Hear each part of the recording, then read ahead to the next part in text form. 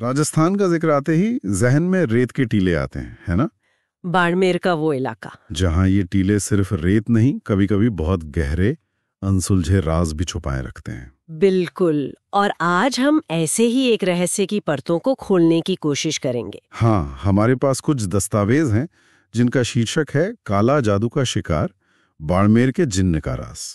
इन्हीं से ये कहानी सामने आई है। सही कहा। ये दस्तावेज असल में एक परिवार की कहानी बयान करते हैं। बात है 2004 की, जब ये परिवार बाड़मेर के पास अपनी एक पुश्तैनी हवेली में रहने गया। पुश्तैनी हवेली सुनने में तो अच्छा लगता है। हाँ, पर ये कोई आम हवेली नहीं थी। करीब करीब 150 साल पुरानी, दशकों से वीरान पड़ी हुई। और देखो, वहां के लोग उसे शैतान की दहलीज कहते थे। शैतान की दहलीज? अरे बाप रे, नाम से डर लगता है। बिल्कुल, इसीलिए कोई उसके पास फटकता भी नहीं था। खैर, इस परिवार में थे राघव, उनकी पत्नी सीमा और उनकी 10 साल की बेटी मीरा। और इन्होंने हिम्मत की वहां जाने की? हाँ, शायद उन्हें इन बातों पर यकीन नहीं था या शायद मजबूरी रही होगी। खैर, वो वहां रहने लगे। और फिर एक रात मीरा को उस हवेली के एक बंद कमरे में कुछ मिला। बंद कमरे में क्या मिला? एक पुराना सा लकड़ी का बक्सा। अच्छा, और बक्से में? और यहीं से, जैसा कि दस्तावेज बताते हैं, अजीब चीजें शुरू हुईं। उस बक्से में एक तो कपड़े की गुड़िया थी, अजीब सी। उसके बाल काले धागे से बंधे हुए थे। और कुछ कागज थे, बहुत पुराने, जिन पर उर्दू जैसी दिखने वाली कोई पुरानी जुबान में कुछ लिखा था। और दस्तावेज कहता है कि उसी रात, हाँ, उसी रात मीरा नींद में बड़बड़ाने लगी, एक ऐसी जुबान में जो किसी ने पहले कभी सुनी नहीं थी। हे भगवान, ये तो बस शुरुआत रही होगी। बिल्कुल। बहुत जल्दी सीमा जी, मतलब राघव की पत्नी, वो बीमार रहने लगी, वजन तेजी से गिरने लगा और उनके जिस्म पर अजीब चोट के निशान बनने लगे। चोट के निशान? कैसे निशान? ऐसे निशान जिनका कोई कारण समझ नहीं आ रहा था। डॉक्टरों को दिखाया, लेकिन वो भी हैरान थे। कोई बीमारी पकड़ में नहीं आ रही थी। परिवार बहुत परेशान हो गया। जाहिर है। फिर क्या किया उन्होंने? यहीं पर कहानी में जैसलमेर के एक तांत्रिक बाबा का जिक्र आता है। दस्तावेज के मुताबिक वो किसी तरह परिवार के संपर्क में आए। तांत्रिक? हाँ। अच्छा। हाँ, और बाबा ने जैसे ही घर की हालत देखी, हवेली को देखा, वो फौरन समझ गए कि मामला गंभीर है। उन्होंने बताया कि इस परिवार ने अनजाने में हवेली में कैद एक जिन्न को जगा दिया है। जिन्न? असली जिन्न? दस्तावेज तो यही कहता है। जिन्न मतलब एक अलौकिक ताकत, एक वजूद। क्या उसका कोई नाम बताया बाबा ने? हाँ, दस्तावेज में उसका नाम जारिम लिखा है और जारिम की अपनी एक कहानी है। कैसी कहानी? कहते हैं कि जारिम कभी एक सूफी हुआ करता था। उसे मोहब्बत में धोखा मिला और बस उसने इंतकाम लेने के लिए काले जादू का रास्ता पकड़ लिया, मतलब सियाह जादू, और उसी से वो जिन बन गया। ओहो, तो उसे हवेली में कैद किसने किया था? ये और भी चौंकाने वाली बात है। स्रोत के अनुसार उसे कैद करने वाली राघव की ही परदादी थीं। क्या?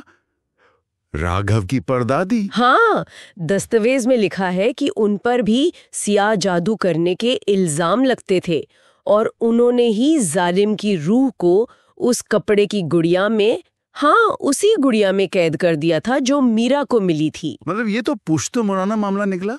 बिल्कुल, एक तरह का पुश्तैनी श्राप कह सकते हैं। तो बाबा ने कोई हल बताया इस मुसीबत से निकलने का? उन्होंने कहा कि इस बला से छुटकारा पाने का एक ही तरीका है, उस गुड़िया को पवित्र अग्नि में जलाना होगा। जलाना होगा? हाँ। तो राघव ने कोशिश की होगी? हाँ, राघव ने हिम्मत करके कोशिश की, पर जो हुआ वो और भी डरावना था। क्या हुआ? आग नहीं लगी? आग लगी, लेकिन दस्तावेज कहता है आग का रंग नीला हो गया और फिर फौरन बुझ गई, जैसे गुड़िया ने आग को पी लिया हो। नीली आग? ये तो... और बात यहीं खत्म नहीं हुई। उसी रात राघव को एक खौफनाक फुसफुसाहट सुनाई दी। कोई कह रहा था, मुझे जलाकर तू भी जल जाएगा। सीधी धमकी। हे भगवान, रोंगटे खड़े हो गए। इसके बाद तो मीना की हालत और बिगड़ी होगी। हाँ, हालात बिल्कुल काबू से बाहर होने लगे। स्रोत के मुताबिक मीरा पर जिन का असर एकदम साफ दिखने लगा था। रात में उसकी आंखें पूरी तरह सफेद हो जाती थीं। पूरी तरह सफेद? हाँ, और वो दीवारों पर अजीब अजीब निशान बनाती रहती थी, जैसे कोई अनजान लिपि लिख रही हो। और वो नींद में बोलना? वो तो जारी था, बल्कि और बढ़ गया था। और फिर एक रात वो चीखी, एक ऐसी आवाज में चीखी जो किसी इंसान की लग ही नहीं रही थी। क्या क्या कहा उसने? उसने कहा, आग से मैं नहीं डरता, जालिम वापस आ गया है। जालिम वापस आ गया है? हाँ, वो पल शायद परिवार के लिए सबसे भयानक था। उन्हें समझ आ गया कि उनका पाला किसी बहुत ही ताकतवर और खतरनाक चीज से पड़ा है। फिर तो उन्होंने हवेली छोड़ी होगी। फौरन उन्होंने फैसला किया कि अब एक पल भी वहां रुकना मौत को दावत देना है। वो तांत्रिक बाबा के साथ रेगिस्तान के एक पवित्र स्थल तनोट माता मंदिर की तरफ निकल पड़े। सोचा वहां शायद कोई मदद मिले। तनोट माता मंदिर, हाँ सुना है, बहुत मान्यता है। बिल्कुल, मगर शायद किस्मत को कुछ और मंजूर था। रास्ते में रात के अंधेरे में रेगिस्तान के बीचों बीच उनकी गाड़ी खराब हो गई। क्या गाड़ी खराब हो गई उस वक्त? हाँ, बिल्कुल वीराने में। और तभी एक और अजीब घटना हुई। अब क्या हुआ? दस्तावेज के अनुसार जैसे ही गाड़ी रुकी, मीरा चुपचाप गाड़ी से उतरी और अकेले ही रेत के टीलों की तरफ चल दी। अंधेरे में कहीं खो गई। अकेले? हाँ, रात में, रेगिस्तान में। हाँ। परिवार घबरा गया। वो और तांत्रिक उसे ढूंढने निकले, और जब मीरा मिली तो मंजर और भी ज्यादा डरावना था। कहाँ मिली वो? क्या कर रही थी? वो एक आधी रेत में दबी हुई बहुत पुरानी कब्र के पास खड़ी थी। आंखें ऊपर चढ़ी हुई थीं और वो वही शब्द बुदबुदा रही थी जो उन पुराने कागजों पर लिखे थे जो बक्से में मिले थे। वही शब्द, कब्र के पास। इसका मतलब? हाँ, जैसे उस कब्र का, उन कागजों का और मीरा का कोई गहरा ताल्लुक हो। फिर तांत्रिक बाबा ने क्या किया? देखो, उस रात पूर्णिमा थी। बाबा ने कहा कि अब आखिरी कोशिश करनी होगी। यहीं इसी वक्त उन्होंने वहीं उस कब्र के पास अपना अनुष्ठान शुरू किया। पवित्र राख, मंत्र, जोर जोर से मंत्र पढ़ रहे थे। किस लिए? जिनको भगाने के लिए? जारिम को वापस उसी गुड़िया में कैद करने के लिए। ये उनकी आखिरी उम्मीद थी। लेकिन दस्तावेज बताता है कि जारिम की ताकत बहुत बढ़ चुकी थी। वो आसानी से काबू आने वाला नहीं था। तो अनुष्ठान का क्या हुआ? सफल रहा? नहीं, कहानी के चरमोकश में लिखा है कि अंत से ठीक पहले तांत्रिक जोर से चीखे। उनकी आवाज में डर था। वो चिल्लाए, वो मुझे खींच रहा है। खींच रहा है? कौन? शायद जारिम। और जैसे ही उन्होंने ये कहा, अचानक रेत का एक भयानक तूफान उठा। सब कुछ धूल में मिल गया।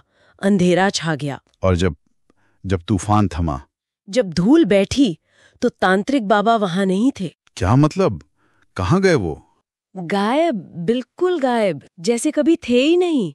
वहां जमीन पर सिर्फ वो आधी जली हुई गुड़िया पड़ी थी। सिर्फ गुड़िया? तांत्रिक का क्या हुआ? कोई नहीं जानता। दस्तावेज में बस इतना ही लिखा है।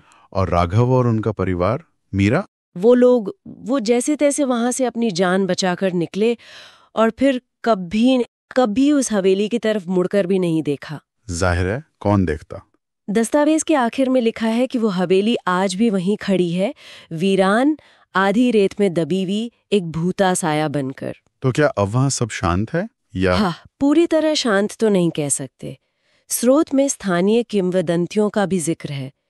लोग कहते हैं कि आज भी कभी-कभी, खास तौर पर अंधेरी रातों में, उस वीरान हवेली की खिड़कियों से एक फुसफुसाहट सुनाई देती है। फुसफुसाहट? कैसी? वही शब्द, आग से मैं नहीं डरता। ओह, ये कहानी, ये दस्तावेज वाकई रोंगटे खड़े कर देता है। हाँ, ये सिर्फ एक डरावनी कहानी नहीं, शायद एक चेतावनी भी है। सही कहा। ये सोचने पर मजबूर करती है कि क्या कुछ बंद दरवाजों और पुरानी भूली बिसरी चीजों के पीछे सिर्फ धूल और यादें ही होती हैं, या कभी-कभी कुछ ऐसी ताकतें भी कैद होती हैं जिन्हें छेड़ा न जाए तो ही बेहतर है। बिल्कुल, इस कहानी के कई सिरे, कई सवाल आज भी अनसुलझे हैं, रेत के टीलों में दबे हुए।